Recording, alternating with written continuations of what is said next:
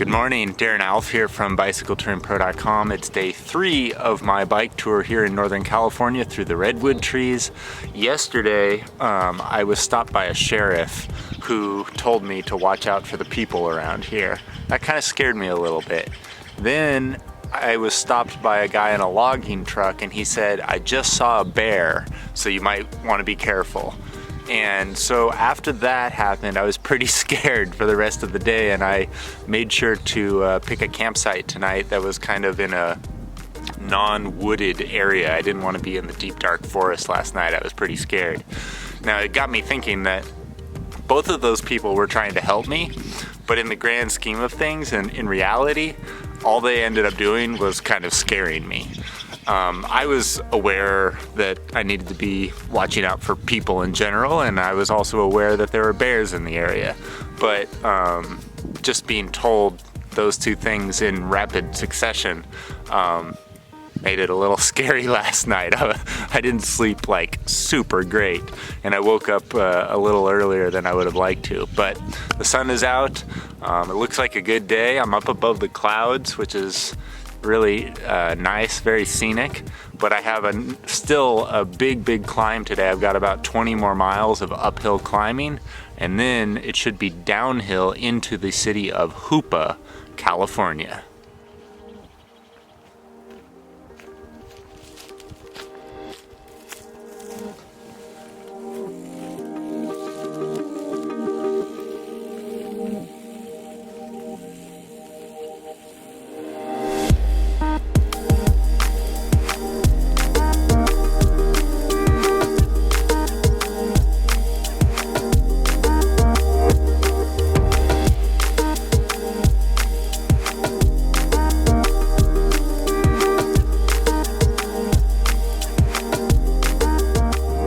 So I'm back on the road, back on my bicycle. I feel really tired. I don't think I ate enough last night. I just feel like I'm at 40% starting the day out. Didn't get enough sleep, didn't eat enough food. Tired.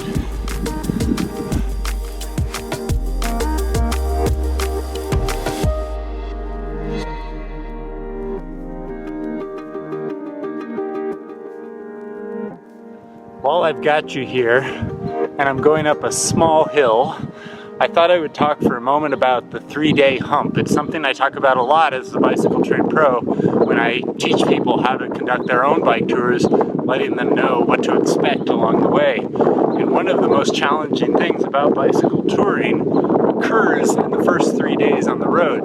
In fact, the first 3 days are usually the hardest days of any bicycle tour. And I like to remind people of this because so many people quit their bike tours during the first 3 days because they're tired and sore, hungry and thirsty, and they aren't sure if they're going to be able to continue like this for the entire duration of their trip. But something happens after day 3 usually, where you start to get in the groove of things and feel better. And so today is day 3 for me. And even though I'm an experienced bicycle tourist, I still experience that 3-day hump when I'm out on a bike tour like this because I've been off the bike for a little bit, and so I'm starting anew now with this new bike tour. And there have been moments in the last 2 days where I thought, why am I doing this to myself? This isn't fun. I want to go home. I just want to sit on the couch and eat some ice cream and watch a movie. But I have to keep reminding myself that I do know it becomes easier if you just keep going. So that's what I'm doing today, just getting over that 3-day hump.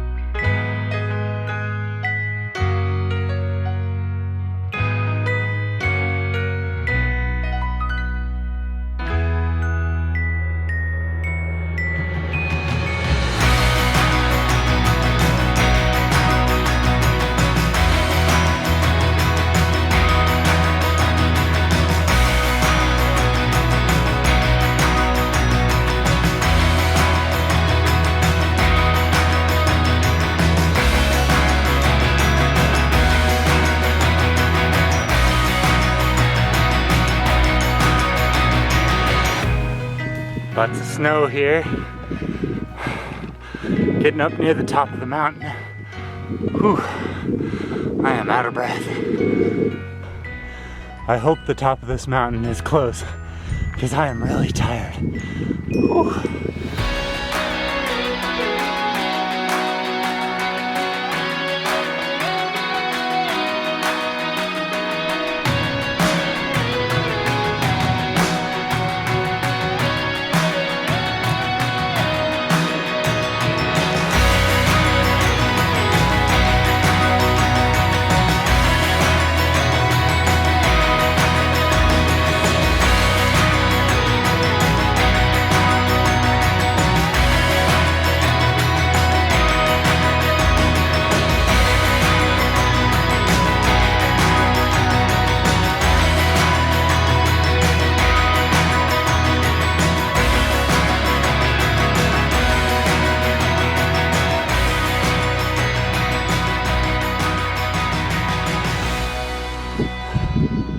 Now I believe, I could be wrong, but I believe I've reached the top of the hill. Man, this thing just kept going and going. Short downhill now. Got some switchbacks to go down. I'm looking forward to it.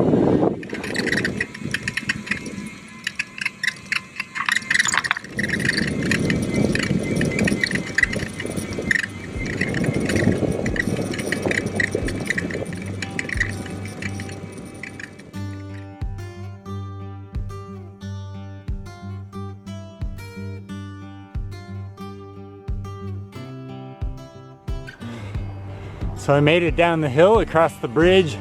I'm now on an Indian reservation, Native American Indian reservation, and I'm not sure what the name of it is, but according to my map, it's 3 more miles to the supermarket. What kind of supermarket it is, I don't know. Might be really small, but I'm gonna load up on food there. I am so hungry.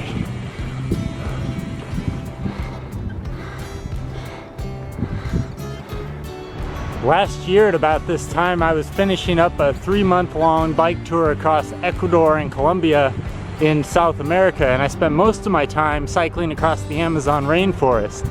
And this stretch of road, for whatever reason, reminds me a lot of the Amazon in many ways. Some areas not so much, but some areas, yeah, quite a bit. Waterfalls and jungles, it's really cool. Okay.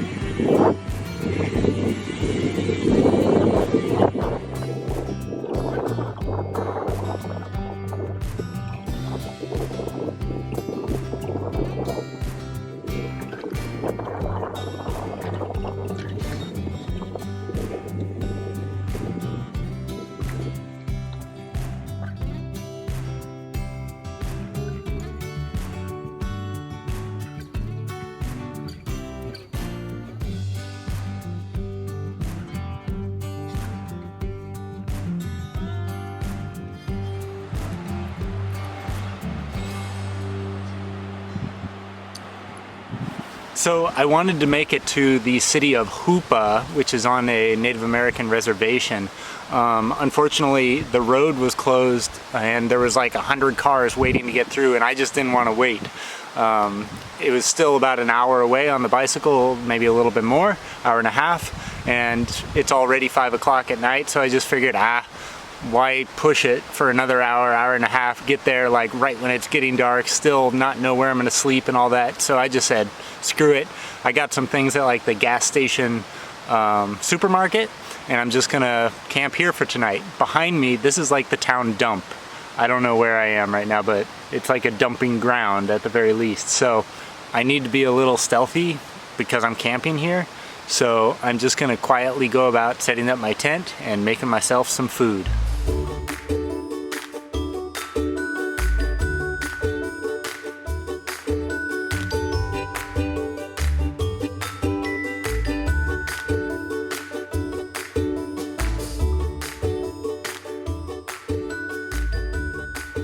Alright, so I have camp set up here. I'm gonna cook some dinner. I got stuff at the gas station for nachos, chips, salsa, beans, little cheese, that's it. I couldn't find any veggies at the gas station, but that's gonna be my dinner for tonight.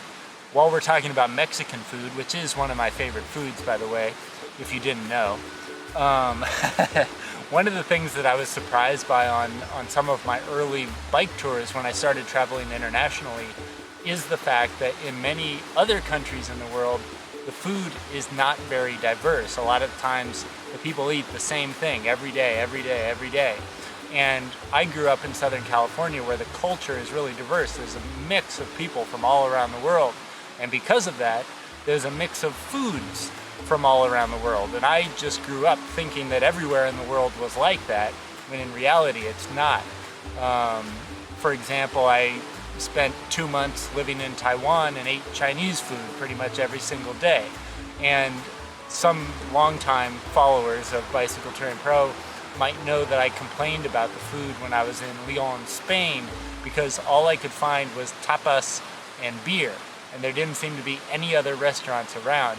And I actually found a Mexican restaurant that was there, and this Mexican restaurant didn't even have beans or rice, which is like, that's the basic principle of Mexican food.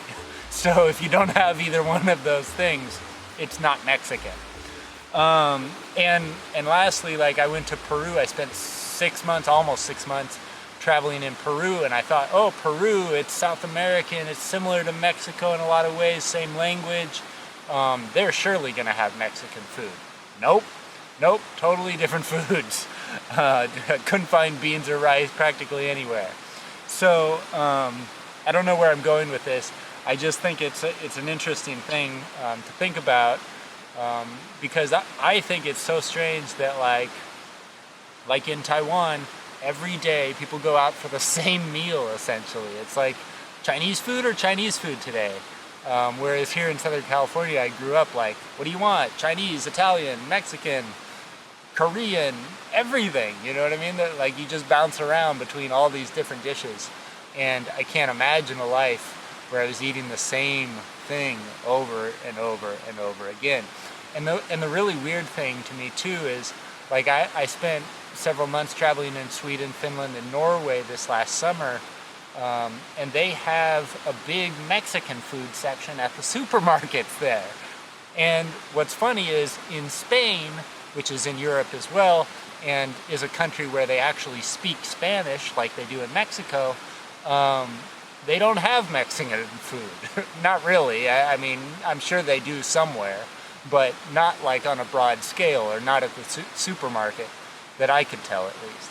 So, yeah, just really weird to me how, like, why does Sweden have Mexican food and Spain doesn't? That makes no sense whatsoever. But anyways, all right, that's my little rant for tonight.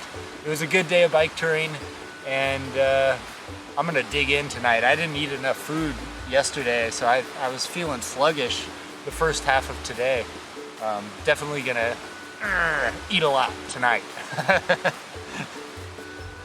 I don't know what that was.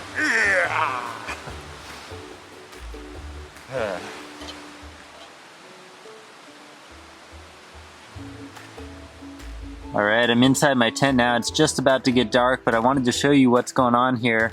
I'm charging all of my electronics. Now I use this solar panel to power this battery bank, and then from the bank I'm able to charge 3 devices at a single time. So right now I'm charging my phone, my DSLR camera batteries. This charger charges 2 batteries at a single time, and then I also have my DJI Spark drone that I'm charging as well. All of that is being done with USB, that single power bank, and this single solar panel. If you want to learn more about the electronics that you see here, the drone, the USB camera battery charger, the power bank, or the solar panel, be sure to check the link in the video description down below. I'll link to each one of these products so that you can learn more and buy them for yourself.